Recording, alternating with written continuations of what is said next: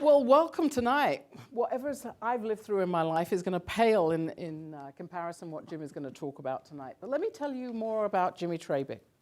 Jimmy has been a venture capitalist in Austin, Texas since 1996. He's associated with the venture capital firm of NEA, New Enterprise Associates, and serves as a director of various boards of Austin-based firms like Tapped Out, Illuminex, Texture Media, and on the board of trustees of the Seton Healthcare family. He's been featured in a documentary, Something Ventured, which premiered in 2011, actually here in Austin, and that focuses on the contributions of the early success and history of Silicon Valley. He founded and was the CEO of Tandem Computers, a Silicon Valley manufacturer of fault-tolerant computers. Tandem developed their first product in 1975, went public in 1977, and was ranked by Inc. magazine in the fastest growing public companies in 1980. In fact, it was a Fortune 500 listed company in 1984. Jimmy retired in 1996 when Tandem was a $2.3 billion company with 8,000 employees worldwide. Today, Tandem is part of Hewlett-Packard. He's been widely recognized, and I have several things here because he doesn't tell me all the things he's been recognized for. So I looked some of them up. He has been recognized by Upside Magazine as one of the 100 people who changed the world. He's been recognized by the Silicon Valley Forum and awarded the Visionary Award for Silicon Valley Pioneers in 2002. He's been also recognized by both Harvard and Stanford as Entrepreneur of the Year. And also he's been recognized by the Anti-Defamation League as the B'nai B'rith Award for the Torch of Liberty Award for outstanding service to the community. Tandem was chosen as one of the 100 best companies to work for in America. And Jimmy has an education background in electrical engineering, both a BA and BSEE from Rice University and an MBA from Stanford. Jimmy has many more awards, and I have several different pages here. So I'm counting on you to ask him about some of these. But let me turn it over, and I'm so delighted to have Jimmy Treybig. I feel like Jim is a living legend in our time. Jimmy, tell us about your background. First, I wanted to thank everybody for being here this evening and for inviting me to be with you. Laura asked me to go through my background, so I'm a little hesitant to do that after she went through it, but I was told to do that. It started in Bel Air, Texas, or Houston, Texas, for those from Houston, where I grew up, and I loved ham radio. You know, when I was growing up, there weren't many technical things to do, so ham radio was a big one, and when I got ready to go to Rice University to study, I chose electrical engineer, so I'm an EE from Rice. There weren't any computer courses at Rice then. I'd let you know that I'm a little older. The only computer that I ever saw when I was at Rice in those years was in a room, and it was very big, and it was made out of tube diodes. So that's pretty interesting. That's an early computer. It would only run 4 hours before it failed. So those diode tubes aren't too good. And to let you have some appreciation for my achievements at Rice, when I applied to Stanford Graduate School of Business, I plotted my Rice grades. And it was pretty creative because it showed that I started off pretty bad, but I got better. And so in my application, I said that if I'd gone 2 more years, I'd been a straight A student. And I showed that to my sons when they started to college. So I didn't want to put pressure on to make A's. So after Rice, I took a job with Texas Instruments as a salesman. That's a little different. In fact, the professors at Rice thought it was pretty weird. Actually, I applied to IBM first. And they had some tests that you take, and it showed that my psycho or something wasn't right for IBM. So I got turned down. Anyway, I moved to Dayton, Ohio with a wife and a one-month-old baby. No, the baby got born there. But I started selling, and actually I was pretty bashful. And so I didn't have any other people there with me. I was kind of by myself, and I had to make cold calls. You know, go to Monsanto and just get on the phone and try to get someone to talk to you. But anyway, I was bashful, and my wife used to have to push me out of the car to go in and make the cold calls. But anyway, I did good selling. I learned to sell, and after 2 years, I applied to Stanford. And when I got there, I studied finance and marketing. And they had a computer there. They had a big IBM batch machine where, you know, you had the cards you had to punch. And they had a tape for 20 years of stock market data. And I thought, well, I had bought one stock and it made a lot of money. So I was going to get rich writing programs that pick stocks. So I did that the whole second year I was there, and I proved I should never buy a stock. And I actually put that in the report. But what I did do was learn about computers, which was pretty neat. So during the summer when I was there, I needed money because I still had the wife and the baby. And so I applied to Hewlett-Packard, and it was developing its first computer at that time. Hewlett-Packard was an instrument company, but they were designing a new computer. So I went there during the summer, and I did projects, studies. And the head of that was a guy named Tom Perkins, who's famous in venture capital. That's Kleiner, Perkins, Caulfield, and Byers. Well, he was head of the computer group. So when I graduated, I think it's an important skill if you want to be a CEO. You got to learn to negotiate. So he wanted to hire me, and I said, look, I'd take any job at any salary. But I had to manage 20 people. Now, I was pretty young then. I said, I got to manage 20 people. So the deal was I could do that if I could sell them on working for me. And they were all older than me. But I had become a pretty good salesman by that time, and I got them to do that. And I went on to be a marketing manager at Hewlett-Packard in commercial systems. So I was the head of marketing. And we grew from the Hewlett-Packard computer group, grew from 0 to 400 million. So that was a pretty neat startup within Hewlett-Packard, and especially later when computers were the whole thing Hewlett-Packard was. But anyway, this guy, Tom Perkins, the famous venture capitalist, left. I ended up working for him for 30 years. And started Kleiner & Perkins, the VC firm. And I joined the firm. I was one of the first people there. If you go to www.treybig.com, you can see one of our first startups at Kleiner & Perkins. Kleiner & Perkins only had $8 million. That's not a very big venture fund today. But anyway, this was a great deal. I was on the board. It was called Snow Job. And it could take a very fast motorcycle in the winter, and you take the wheels off and you put it on this platform. And so you could shift your weight, and we won all of the snowmobile races. But that was the year of the energy crisis or the oil crisis. And what I learned from that deal was don't ever run out of money because they went bankrupt.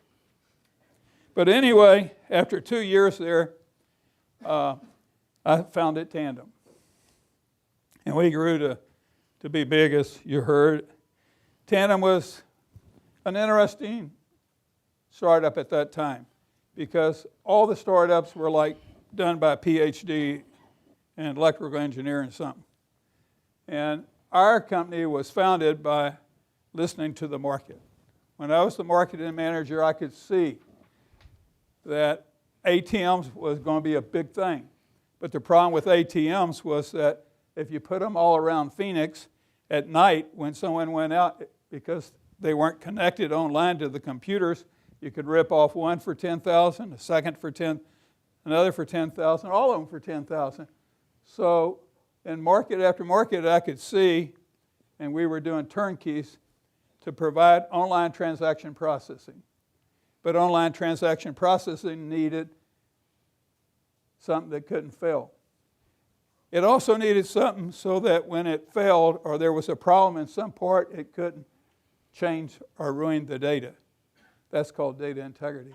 And it had to be fast at the ATM because people won't wait more than a certain amount of time. So that's what defined the parallelism, which Tandem was famous for, so that you could actually repair the system while it's running and grow the system while it's running and have immense power. And most all the credit cards today in the world, the networks are based on Tandem. Tandems and cellular networks. Anywhere you need something that doesn't fail. So anyway, it was a wonderful experience. And Tandem became part of Hewlett-Packard in 1996. Still have outstanding reunions there drinking beer. That was. And the past 20 years I've been involved in venture capital here. Now I'm with a firm called NEA, or New Enterprise Associates. And let me tell you before you come see me about a deal, I'll tell you in a minute, NEA is a very large venture capital, very huge funds, $2.5 billion every 2 years for mainly startups. So if one of you have a good idea and I'm going to take it out there, they're going to ask me, is this company going to be worth $500 million? And I'm a good liar, but you got to be somewhere close. Okay, so that was my background. Thank you. The true side. True side. Anyway, so tonight I'd like to start with a brief and kind of simplistic outlook for high-tech and entrepreneur opportunities. Not long ago, I attended the annual meeting of NEA, and I told you it's a big fund, $2.5 billion every 2 years, all over the world, very large in healthcare. I've seen a lot of exciting things in my life, really a lot, but this was truly exhilarating. That's hard for a Texan, 3 syllables, but exhilarating for me because it really made me wish that I was 25 again. There is so much happening. The forecasted changes in technology and investment and company creation, it's astonishing. I mean, it really kind of blows your mind, and I work in it kind of every day. As an example of the differences that have happened in venture capital, remember, Tandem was started with an $8 million fund. Tandem became worth billions. Okay, so that was a good deal. But today, there was one company presenting there. They've developed a pill for diabetes. They've raised multiple hundreds of millions of dollars from venture capital. Hundreds and hundreds. And they're public. And the pill won't be available for 2 years. I mean, that's really different. There's a big difference happening in the world in terms of venture capital, and we'll come back to that. And then there were a lot of startups there that had plans to be really big, and they have to do with redefining industry. Now, when all the computer stuff started, it was for IP or for networks and things like that. Today, the Uber thing, as an example, redefined taxi, that business, created a huge opportunity. And they're trying to do that, I guess, with trucking. And if you look at Amazon, they've redefined retail. It's going to happen to every industry. There's new thought on how to do almost everything. And it creates so much potential. And every time I say return for investor, I'm going to put the word worker wealth. Because in Silicon Valley, where we've had big wins, big successes, the employees make a lot of money. And the best thing that ever happened to me, made me feel the proudest at Tandem, was when a lady came up to me that had 3 kids, was divorced, and didn't have a house, and she could use her stock to buy a house. You know, creating wealth for employees goes right along with creating wealth for the investor. So those two things go together. Now, I'm going to just list some things here why I think the outlook is fantastic. The outlook for technology innovation is fantastic. the greatest innovation wave in history. There's some debate between people about this, but it is big. Now, the second thing happening right now, it's hard to make money on money, if anyone hadn't noticed. Low returns on bonds or any other investment is driving massive amount of dollars into venture deals in classical and non-classical ways. I mean, everyone's looking for a way to make money. And money is made in the high-tech industry, but it's different because it has risks. So you can have roll-ups of startups that are growing fast and profitable. That could be, one type of new venture capitalist as an example. Large VCs have so much money that they can create a large company almost out of the box and then change an industry. There's a lot of VCs. One guy that I'm on the board of his company here, he just closed a round. He has a list of 130 or so venture capital firms that he calls. They're everywhere, and they'll come to Austin. We'll come back to that. Any good venture capitalist that sees a fantastic plan or idea that can be really big, be happy to come here. The value of big wins, like they call unicorns, are unbelievable. Now, some people are making fun of unicorns because they're not worth as much as when they went public. But that's kind of ridiculous. When one of these companies goes public and it's worth $1 billion, $2 billion, $5 billion, $10 billion, whatever, think how much money is made in that community. Not just by the investors, but by the people. And that's what drives size. I mean, Silicon Valley didn't get big overnight. It got big because there were big wins that created multiple big wins that created multiple big wins again. So the unicorns are happening, they're real. There's over 300,000 angels, accelerators, corporate investors, crowd financing. One of my Jean Ann Booth here, she just closed a deal for her fund, her company. I was really happy and proud of her. And that was with crowd financing. So even, there's a lot of money, but you got to get smart about not just computer technology, but you better be smart about finance because it's kind of a almost full-time job if you're a CEO. All this is happening as the cost of computing, storage, bandwidth, everything's just dropping to almost zero. And the networks are expanding, and I could go through all of that. But the most important thing is entire business sectors are being redefined, create large opportunities. Now, some people will say, well, what about this election? Is that going to ruin capital gains? I'm just making that up. But, big things can change what you see in the future. But look, we have everything in Austin, so much more than we had in Silicon Valley when I started Tandem, or most of the other big winners like Intel and so forth. It was a bad time. The mainframe battle was over in 1974. There used to be mainframes. I think they're still out there. But it was won by IBM, GE, Siemens, RCA. They all dropped out of the mainframe battle. CDC. There was a lot. Right? Clay, I forgot about them. But you know what the articles in Business Week said? Just so you don't always believe the magazines too much. Business Week in the cover story said there'd never be a new computer company. Now I'm talking about 74.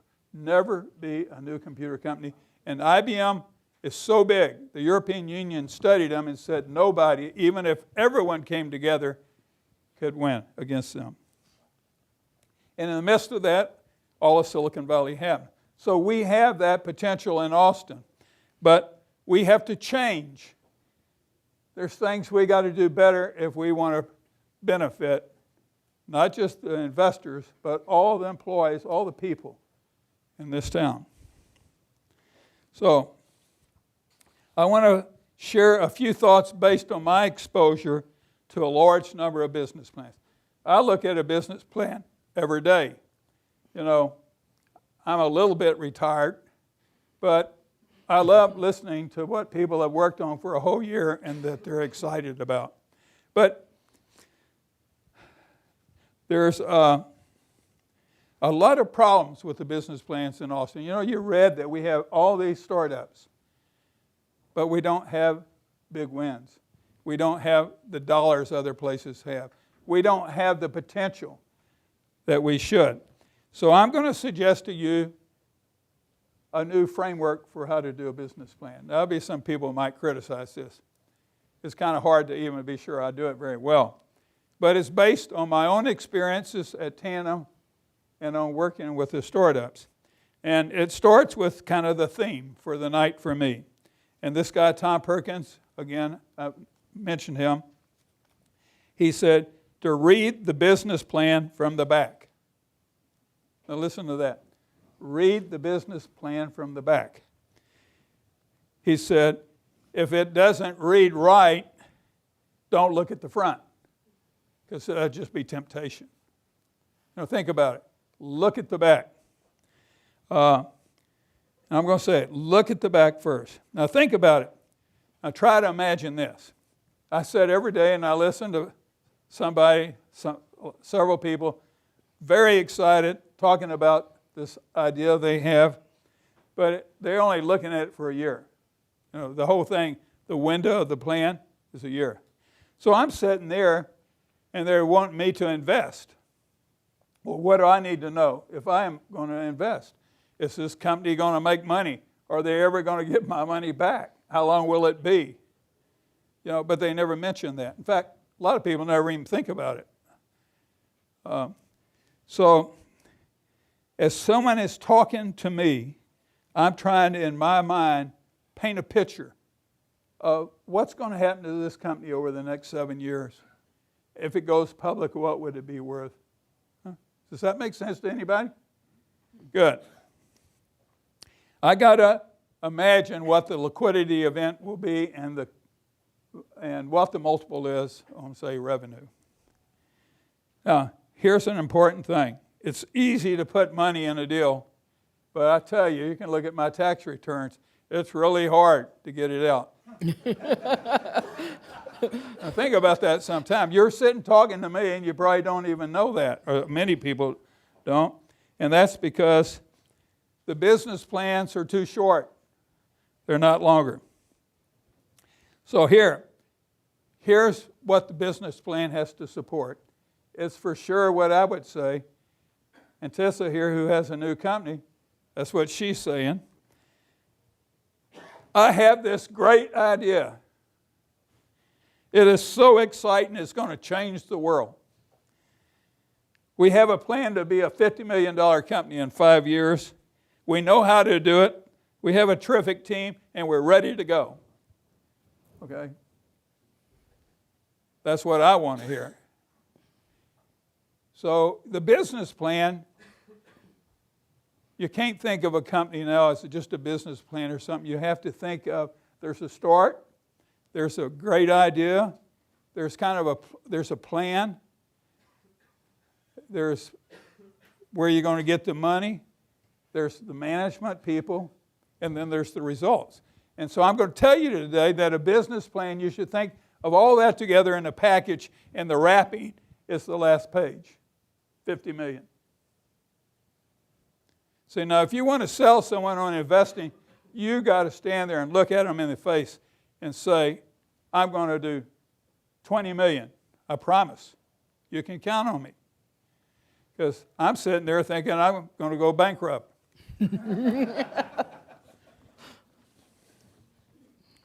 So, as we continue, everything in your package, the whole thing now, we're talking about from the beginning to the end, has to be like an opera when you're talking to me. Not an opera for me, country and western, but it has to be something exciting. Something you're selling, you know. That's what you're doing. You're selling somebody on you and this package. And don't put headings like a book. Chapter 1, market. You got to say, this is the best market in the world. But you got to back it up. But you got to say it. You got to sell. And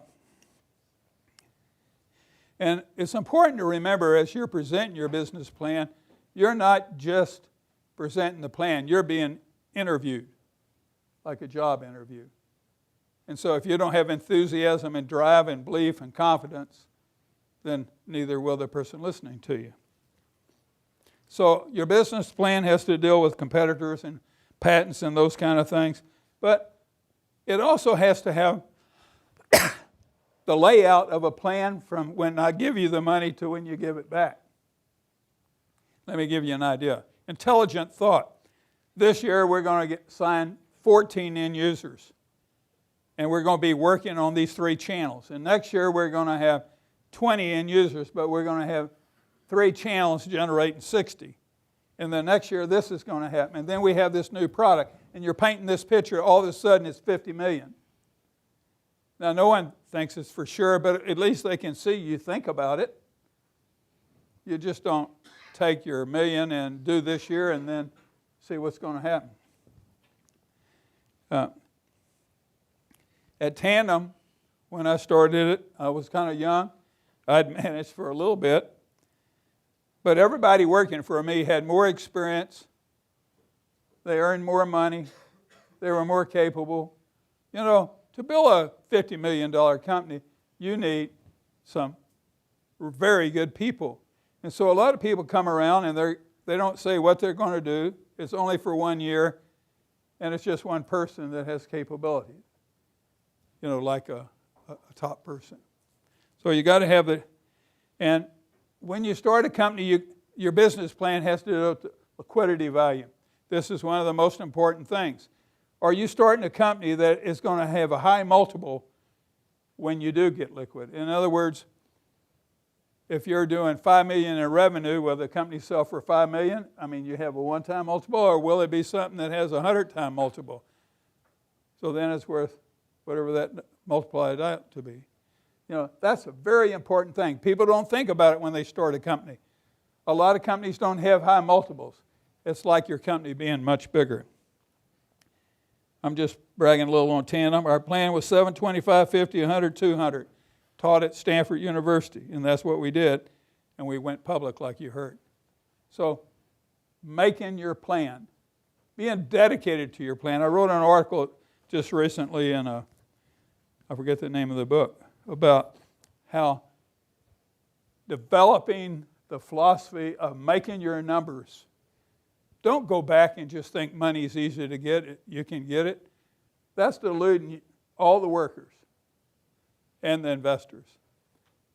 It's that test, that moment where you don't think you can and everyone comes to do together and does it, that creates strength and the foundation for a future. You know, your investors or your partners, the entire time to liquidity. When you take money, you got a partner, whether you want them or not, to some point. Now, so I'm going to tell you some things just so that to get you to keep thinking about your investors. They're your partners. The business model for a VC is tough.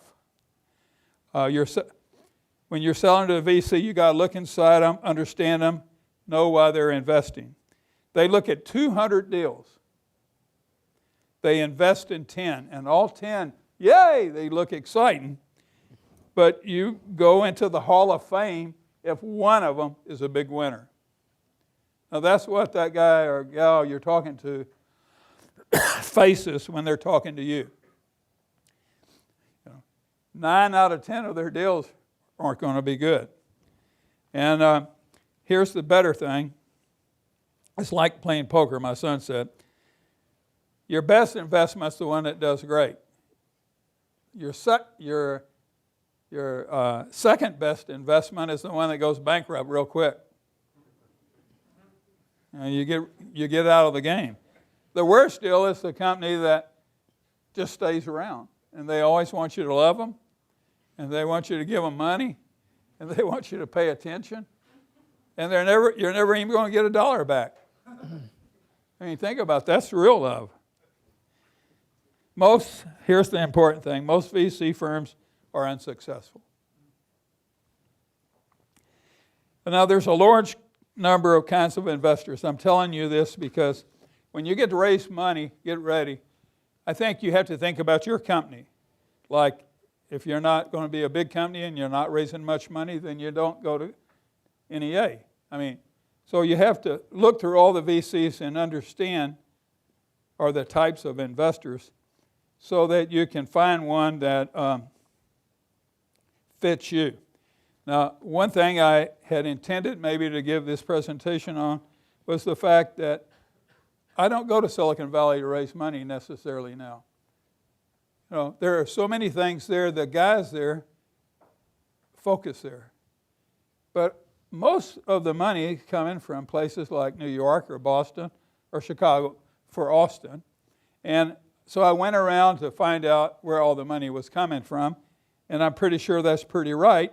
All the money at Lumitex, or most of it, are tabbed out. Of course, NEA's in it, but I'm talking about the follow-on money. So don't just think we have to have it here. Don't think if it's not here, it's in Silicon Valley necessary. Think about these other places. I'll give you an idea. We closed a round for Irrelevance the other day, and one of their investors is in Chicago. I probably shouldn't have told that. But when I called him, he said he'd done 6 deals in Austin lately. It was a hot place to find deals. So when you're looking at venture capital, even that's an important thought, isn't it? If you go where there's lots of deals and try to compete versus New York. And even Tandem, a long time ago, most of our money came from New York and Pittsburgh. Now, just to finish up on the VCs, don't show your plan to everyone right off. Just show it to 2 or 3 people and see what they think. And interact with them, people you trust. And find out what they're saying. Find out why they're not excited. And then work on that and see if you can figure out what is exciting. And then keep developing the plan. And then when you have someone that is interested, then it's time to expand your list. But keep listening. The most important thing is to listen and find out what the objection is before you shop your plan. And then I'd ask this last thing. Before Tandem, I first thought about electronic scales. I was going to do that. That wasn't as good as this one that I did. So what I would say to you, if you're having a hard time, think about it. Once you start the path, that's an important part of your life. Think about it. Is this an idea that can be big, it can be valuable, where I can return the money? Now, finally, if you're a CEO, you're going to be a CEO, don't become a CEO just because you want to be a CEO. Become a CEO because you can make something big be successful. Or something be successful, that's fine too. But some people just take the job and they really don't have the capability. I never try to talk them out of it because I was turned down by 15 VCs because I was too young or I was from Texas. I don't really know it. So to complete this, the outlook for us in Austin can be great. It depends on each one of us. That we have great opportunities coming. We have to find ways to do a better job, I think, of creating bigger companies here. The bigger companies are the key to the growth of the technology here. And remember, I hope the idea of look at the back of the plan is something that you think about. And you think about your plan says, in a way, I have a great idea. I'm going to change the world. I'm going to build a $50 million company. I know how, the team's committed, and I'm ready. Your business package should say that. Thank you.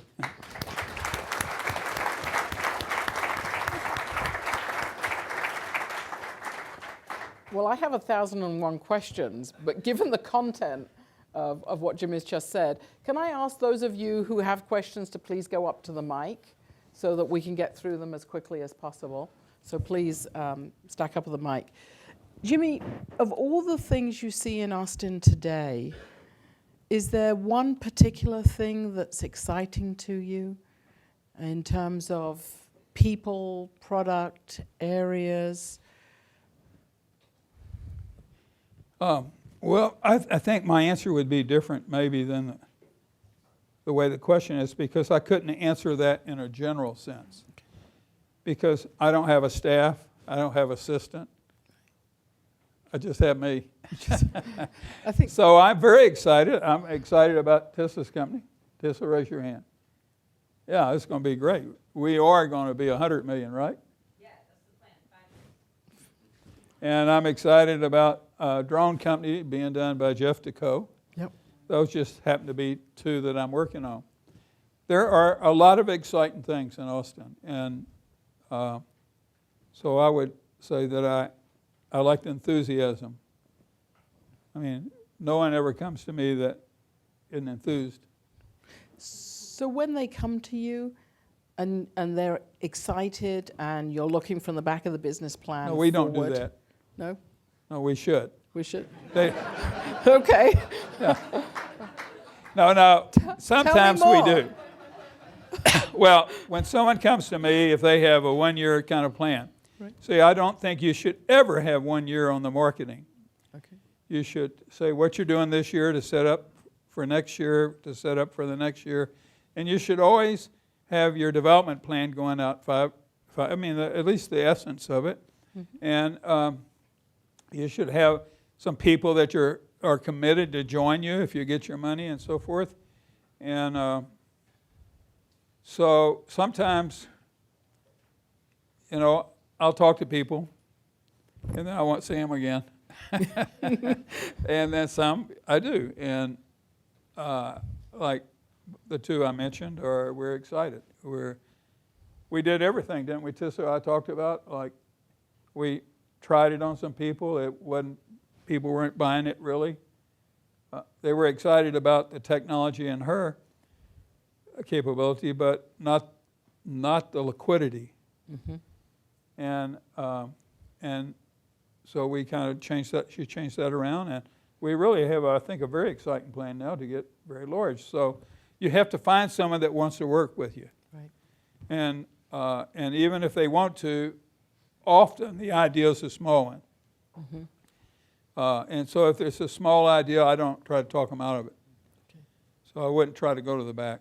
Okay. But I do go to the back if I think it really has potential. It has potential. Thank you. So we have a question. Yes. Hello. Whoops. Biotech. Now, knowing that usually they trade high multiples and there's a long time till product and that, and getting to a final product, what would you say would be the strongest thing that you could come with when you're presenting a biotech company? Well, the Biotech is, first NEA is the largest VC firm in biotech. But I have nothing to do with that. I mean, I could if someone came to me. But like I go down to Rice and they want me to judge things, and you have 10 presentations on how they have the cure for cancer. I wasn't too good at biology. But I think exactly what I said. NEA will take an idea or a drug or something. They'll build a whole company around it. They'll put the company together, put 100 million in it. So I wouldn't know that there's a specific thing. I would just say that it's a very hot area, and I'm excited. I'm on the board at Seton. We worked hard to have the joint venture with UT, and I'm not the one that I wouldn't feel capable of. Do you see that becoming much bigger here in Austin? Yeah, Biotech? I would hope so. Okay. And I mean, it's one of the biggest things in the future. Okay. All right. I hope I didn't discourage the question. Oh, no, because Yeah. I have a company that will change the world. Okay. It's a big idea. Yeah. It's a big idea. So, Hi. I was curious, going back to earlier in your career when you said you negotiated position for any salary, any position, as long as you had the condition of you managing 20 people. What in your life led you to know that you wanted to prioritize that management experience? Was it like external advice or just internal instinct?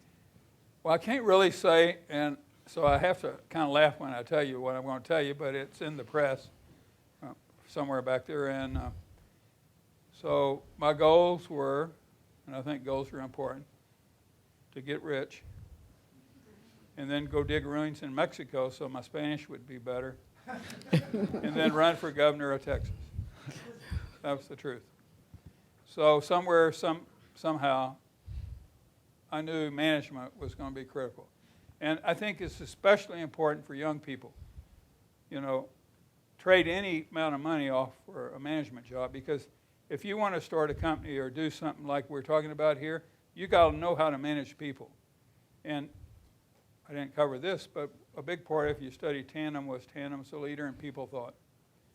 And things like that. And so there's so many things a CEO has to be capable of participating in, and not managing, but watching what's happening. So I don't know what, but I can tell you that getting to manage when you're young and marketing is big. And so then the next question is, if you're going to go to graduate school in business, should you wait 2 years?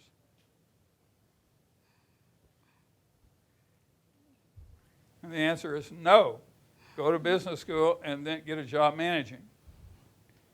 I'm making that up because I have a son at Duke graduating. You see what I mean? Yeah.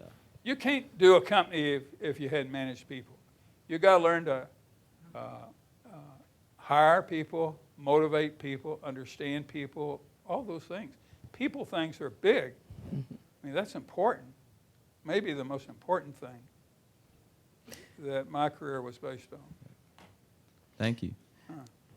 Jimmy, on your website, and I quote, "In 1974, I left Kleiner and Perkins and founded Tandem Computers. One of my most proudest accomplishments, besides the technical and business success, was the very strong corporate culture which still exists today." Now, I should have said the spirit of it still exists. Spirit, yeah. Because they're part of Hewlett-Packard. But we were one of the first companies to give stock to everybody. Mm-hmm. We were one of the first companies to give a sabbatical. It could also be for pregnancy. We were in the forefront, I think. We had reward trips for all employees. Every employee had the same chance to go to Hawaii or wherever the trip was by category. So not just salespeople, but all people. There's some Tandem people here in the room. I think they went to TOPS. Twice. Yeah. And TOPS was where you brought together your best people, and they did things of teamwork, and they partied. I mean, you started partying when you got on the airplane and when you got off. But it was all about teamwork. My wife was the manager of that. That was a long time ago. But then, thing after thing. We matched people that did like working with money with the women in Africa. Mm-hmm. When people went on the sabbatical, we'd support a charity kind of focus. So we did all those kind of things, and a lot more. And we had a department called philosophy. So everybody has HR, and HR really is a function for management, because they kind of report to me. But we had a philosophy independent of that, and that's for people. And so that if we weren't doing the right thing, people had an opportunity to fight and win. At that time, IBM had email, but it could only go straight up and down. But we had email anyone to anybody, because you get your best people believing in your company, understanding the strategy, and you allow your top people to be able to communicate freely. We empowered people. It's probably too much, but like once the big credit card firm in the East Coast, I forget the name. The roof crashed from snow and fell in on all the systems running the credit networks. And our people, without asking a manager, shipped every computer we had in manufacturing and in our sales offices to save that customer. No one ever mistreated a customer. That was the vice president had to go apologize. So I don't know, that's just a lot of kind of tidbit. And you say on your site, strong communications and a company strategy and operations for all employees and innovative communication methods Uh-huh. that include, again, very much before the time of most other companies Well, today. yeah. IBM, for instance, people couldn't date. Well, that was kind of dumb for them because people like to date. And so we have a hard time recruiting from, they were the big winner, you know, and so we needed science, development people. So our deal was, you know, you both can work here. We love people. We want everyone to have friends. And you just can't work for your spouse or your boyfriend or girlfriend if you work directly for them. And then we worked around that. And we got so many great people. That's wonderful. Okay, I hope that wasn't too much. Go ahead. Yeah. I think this lady here. Sure. So there's been a wave of companies recently like Tom's and Warby Parker that are not only monitoring their P&L bottom line, but also monitoring their social impact. I've heard from some people that are in the industry that presenting a company with a social impact to VCs is often difficult, as they'll hear social impact and immediately think that the business isn't well run. Do you anticipate that culture changing, or what are your thoughts on that? Well, I think I can answer the first part. If you're a CEO and you're running a company, you should do things like I've been talking about, and social things, I think, too. But I wouldn't make that a big part of the presentation to the investor. When I talk to the investor, you can say, I'm going to be the greatest, I'm going to be big, I'm going to make money for you, and we're going to have the best workforce, and we're going to be involved in the community. And you have all of the signs, you know, companies, not all, very few really, but doing that type of thing. And so as long as you're successful, those things work. But the minute you're unsuccessful and they fire the CEO, then those things go away. And I have no idea if that's going to change. Is that a fair answer? Yeah. So the key thing is to do good in the company. And there's certainly a growth in social responsibility across the spectrum today, as we're seeing. So I hear you talk about two things that I see as contradicting each other. Could you say that over? I'm hearing you talking about two things that are contradicting each other for me. You are talking about return on investment for the investors, VC, and stuff like that, and you are talking about worker wealth. So what's your recipe to balance the two? So creating a return on investment and... For the VC, and then the wealth for Oh, the and worker. the wealth for the employee. Well, Thank you. the way that kind of works is that generally employees and management have common stock. And then you have the investors that have preferred stock.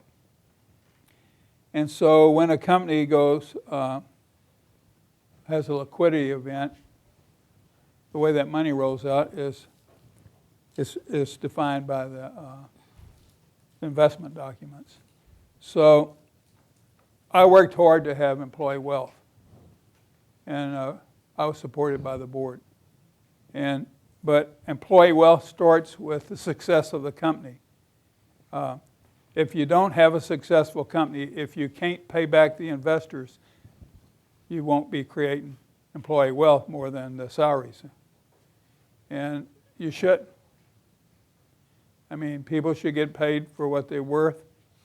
And then the upside is what funds everything. The wealth for the workers and for the... and I think if you looked at Tandem or many other companies, the employees of successful companies, at least in Silicon Valley, really benefit. So how do you see this evolve over time? I mean, it's at the beginning of startups, 20, 30 years ago, if you want to think about it. And now, how do you see it being different in terms of, the portion that was kept for the worker or the founders or the early employees versus the VCs and nowadays? I think that really depends because you have companies like Apple and Google and when I look at my son's going to work for Google, I can retire.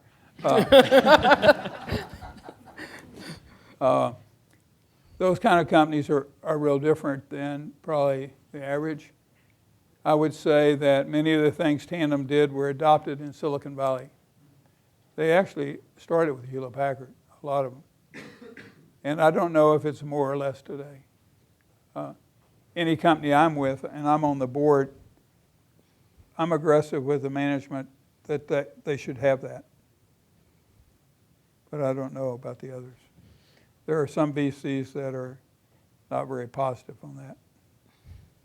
When you pick your investors, that's a good thing to think about. And you can study that actually.